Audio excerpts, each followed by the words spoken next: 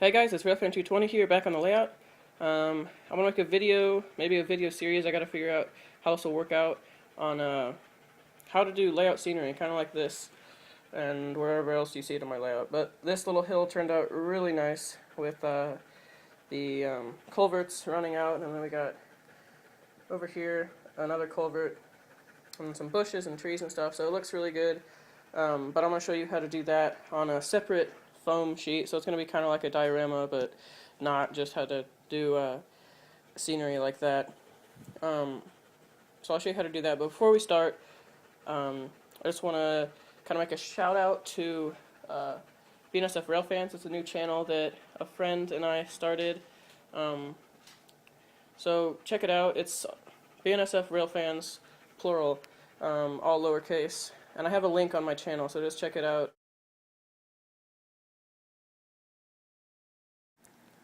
Okay, so over here we have the foam piece I'll be using. I'll show you just a little section here. You can see where the line is. That's where I'm going to do the like general scenery, ground cover stuff. And then I think I'm actually going to show you some work, like how to do a hill over here with this extra foam. So I guess we'll get started. We got to go outside, and I'll show you some of the materials that we need. Because we need to paint this here, and then we will put ground cover on it, and it should look pretty good. Okay, so here we are. We're outside, and we'll get started with painting. So that's the first step of making scenery. You gotta paint the foam. So we have just a tan paint here. It's a flat latex tan paint. You can just get it anywhere. Sometimes at like a Lowe's or Home Depot, they'll just have extra paints that are their colors that weren't used, or just little sample cans, and pick those up because they're nice, and you don't necessarily need to have the same exact tone of tan for your layout. So I have tan just to give it like an earthy undertone if there is some ground cover that's missed, and obviously there's not always going to be ground cover over every section. So it looks kind of realistic that way. So I guess we'll get started. I apologize, I'm using an iPhone to film this, so it's going to be kind of shaky, and also I'm doing it with one hand, so hopefully it will turn out okay. But got our pliers here. Could just do this with a screwdriver, but that's too easy. So we'll get the lid off here. Struggle. Alright. And then you'll need to mix up your paint. So let me mix up the paint really quick, and then start painting. Okay, so I got it kind of mixed up, and we'll start painting. So I'm going to try to stay in this black line here. It's kind of light. Got a little much paint there, but I was too lazy to go inside and get something that would mix the paint better. But just start by kind of smearing that in. I'm using just like a foam brush because that's what I had, but you can use anything. Anything will work well. So I'll try to keep this focused on the painting job, but basically you'll just do this. That's all you're gonna do, just cover this whole area. Alright, so we're back in the basement. Now that we've let it dry for a little bit, it's been like 10 minutes or less, we are now going to add glue to it. So that's the next step. Some people like to just keep the paint wet and do it, which is fine. I just decided to do it this way. It's worked best for me. So I just have some glue here. For the initial layer, I'm just going to put the glue down just kind of as it is, and I'll kind of use it like paint and rub it in. But then later, you'll see when I use kind of like the scenic cement stuff, it's watered down. I made my own scenic cement, so it's just Elmer's glue and some water, just so it can seep into the ground cover. So you'll see that later, but here we'll start off.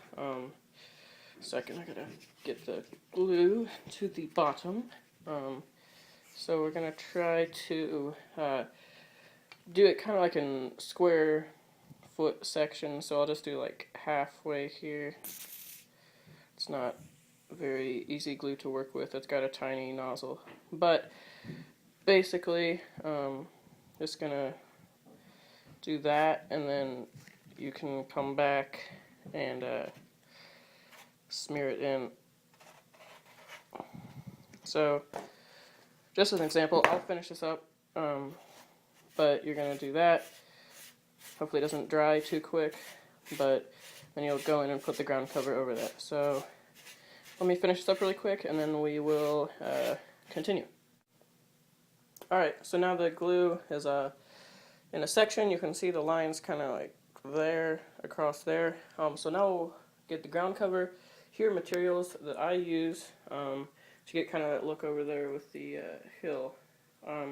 We have blended turf. It's the earth blend, just to give it kind of a earthy tone, I guess, kind of more dirt-ish. And then we have the green blend. I just like that so it's not completely green. You got a little highlight in there with some yellow, and then coarse turf to put on top to give it kind of that rough look in places, because it's not going to be just a short grass. So we'll start here. My bad, crap.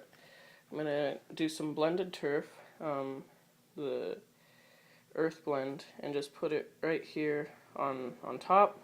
Not too much, nothing fancy, just to give it a different look than just the tan, kind of fill it in, because this will be all covered up by other stuff. So that looks kind of good. A little blotchy, but that doesn't matter because it's going to be covered up. So we'll go on with the green blend, blended turf.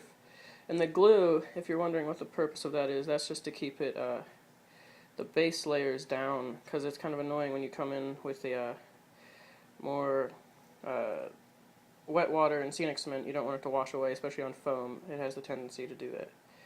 So let me just get most of the areas in here.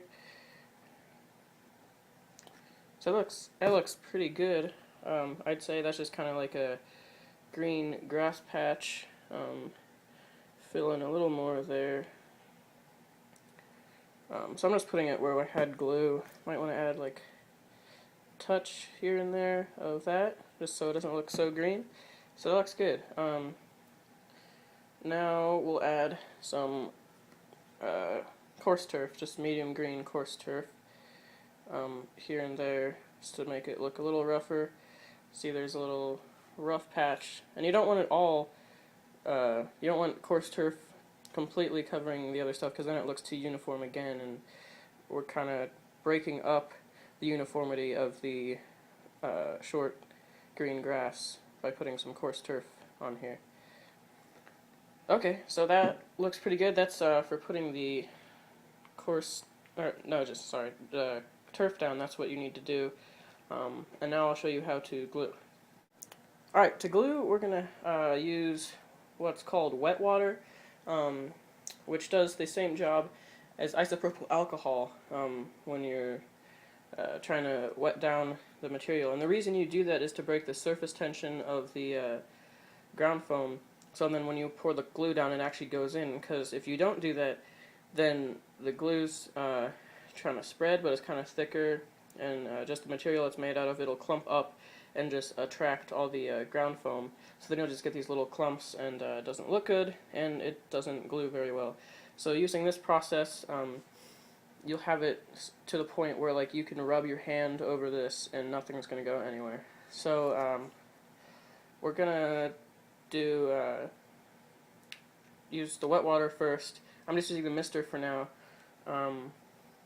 And if you want to go in a different order, I'm just doing this for demonstration. Usually you would finish a section and then spray it in sections. And this is kind of a small section, but I'm going to stick with it and just spray it with the wet water and then glue it. So we'll stick with this section for now.